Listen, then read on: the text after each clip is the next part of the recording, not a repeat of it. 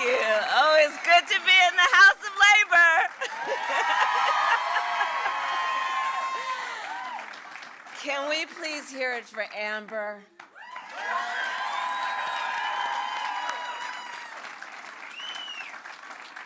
You know, she and I spent some time among the leaders who are here. We toured the facility, and we were just backstage, and she was sharing with me a bit about her life. And, you know, she didn't have it easy growing up. But she talked about how the House of Labor, how the men and women of labor saw in her what she knew was in herself and helped her achieve her capacity. And she is an extraordinary leader and an extraordinary story, Amber, I'm talking about you, about how we form identity. And our identity doesn't necessarily need to be formed based on the circumstances we had no control of. Our identity should be formed based on what we know we are capable of and the work we are determined to do, understanding the value of that hard work. Amber, I'm so proud of you. Thank you.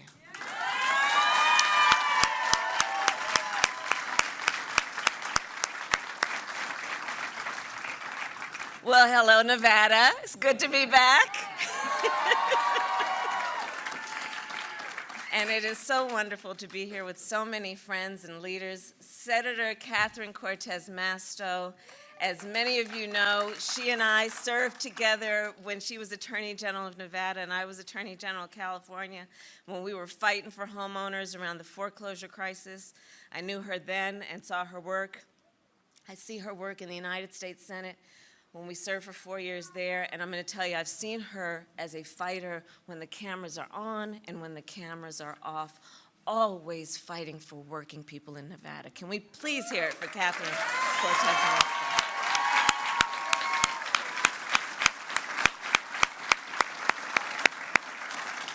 And Senator Jackie Rosen, my sister in the Senate.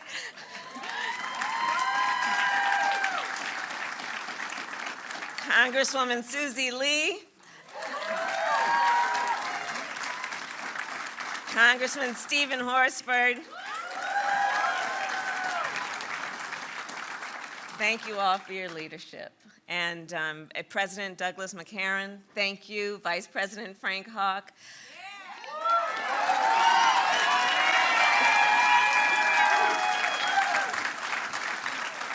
And the proud members of the United Brotherhood and Sisterhood of the Carpenters.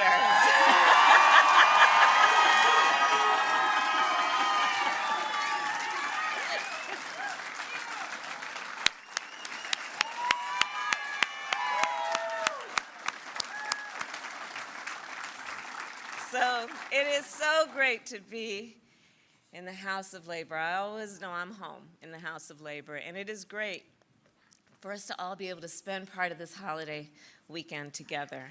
And of course, this weekend is the weekend where now in particular all across our nation, high school bands will march in parades and families will gather for backyard barbecues and children will watch and wonder as fireworks light up our night sky, and we will celebrate together our nation's independence. Indeed. And this year, not only will we celebrate our independence, we will celebrate our nation's resilience. Because this year, America is coming back together. Because this year, America is getting back to work.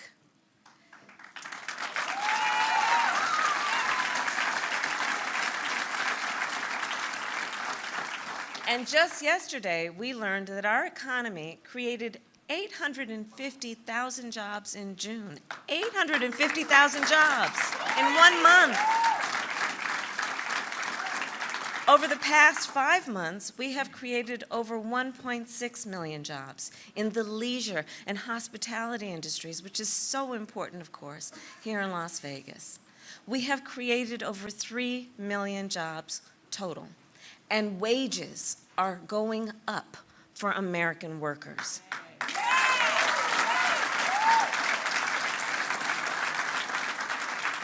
And for so long, we've all talked together about the fact, right? The cost of living kept going up, but wages remained stagnant.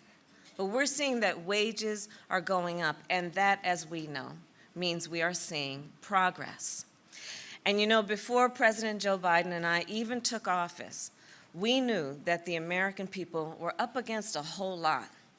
We saw how working people were struggling, including how this industry was getting hard hit by this pandemic, so hard hit. And we made a decision there and then that our top priority would be to get you relief, to get working people relief, to get checks in pockets and tax credits in bank accounts. And with the help of this labor union, we delivered that relief. And I want to thank you on behalf of the President and myself for the work you did.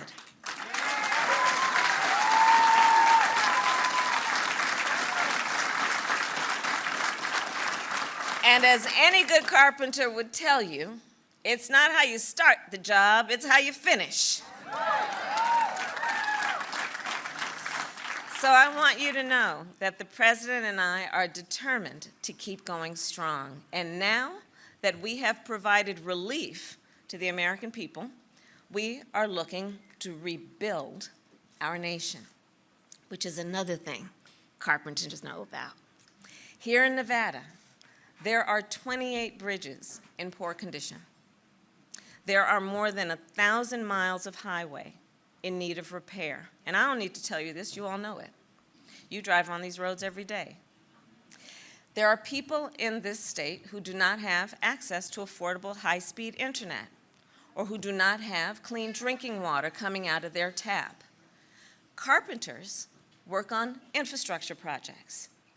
You work on construction projects. You know that our infrastructure desperately needs an upgrade and an update.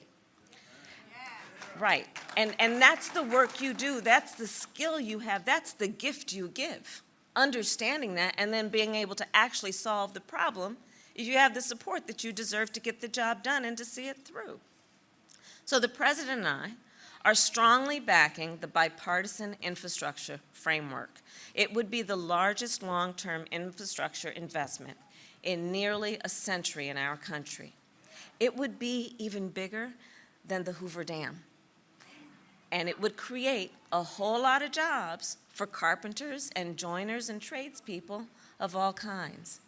Carpenters, we need your help. We need to get this framework across the finish line. We need to help folks understand what's at stake and understand that we have an opportunity as a nation right now to not just recover, not just to incrementally get better, but to leapfrog into where we not only need to be, but where we should be and where, most importantly, we can be. And I want to be clear about the jobs we will create. You may have heard that the President and I are determined to be the most pro-union administration in our nation's history.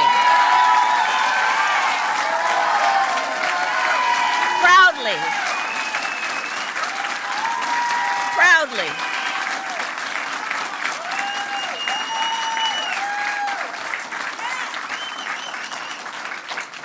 So the jobs we create through the Bipartisan Infrastructure Framework are, you don't need to guess, going to be good union jobs.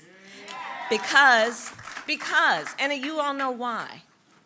It's just a reality. The reality is, when workers are heard, when unions are strong, our economy is strong, our nation is strong, our people are strong. It's just a reality. So that's where we stand. We're going to get this infrastructure deal done. We're going to grow our unions and support working men and women in America. And we're going to build, like the President likes to say, we're going to build back better, understanding all that is at stake and, again, all that we can be.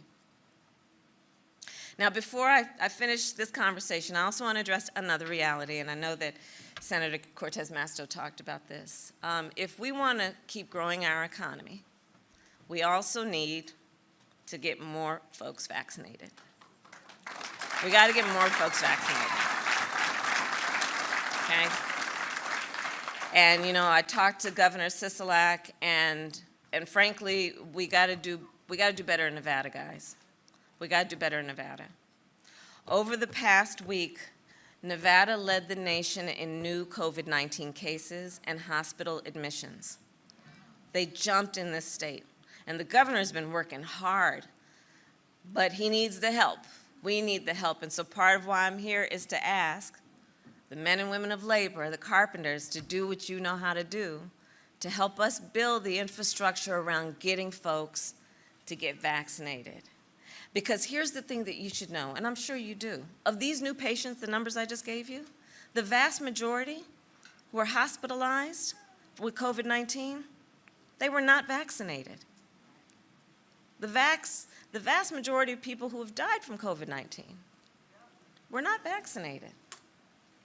So help us to urge folks and say to them, look, it's time to roll up your sleeves and get the shot.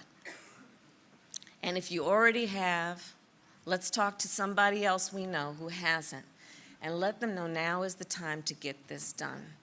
You know, the governor has helped set up a mobile vaccination unit right outside of here.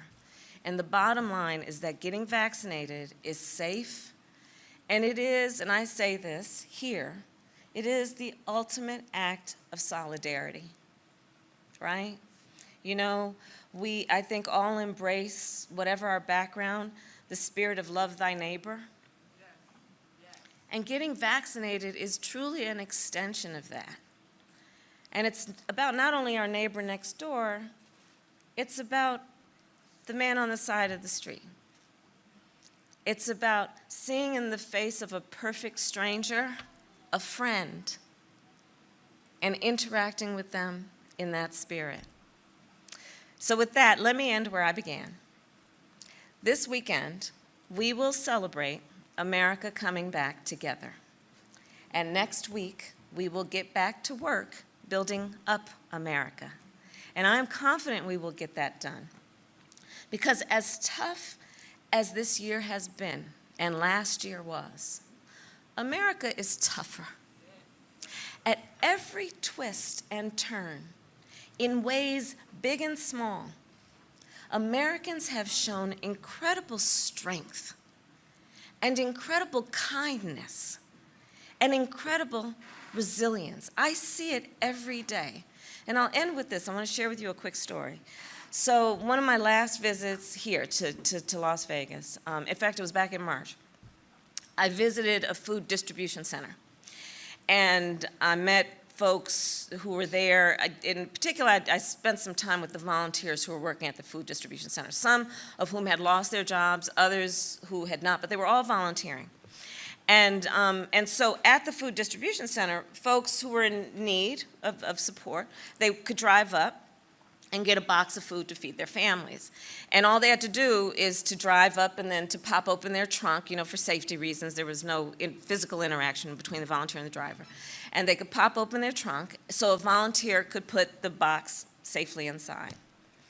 And the volunteers were telling me about how it was often the case that the trunk would pop open, and in this empty trunk, the volunteer, you remember this, Steve, the volunteer would see a handwritten note where the occupants of the note had written in handwriting, "Thank you for your labor, for your work, for your kindness." Sometimes the volunteers shared with me, the trunk would pop open and there'd be a $5 bill from a person who lost everything, from a person who didn't have much, if anything, to spare or give. That is who we are as the American people. A nation of people who show grace, even in times of crisis. A nation that is there for one another, a nation that is strong for one another. So let us honor that nation today, tomorrow, and every day. Happy 4th of July, everybody. May God bless you, and may God bless America.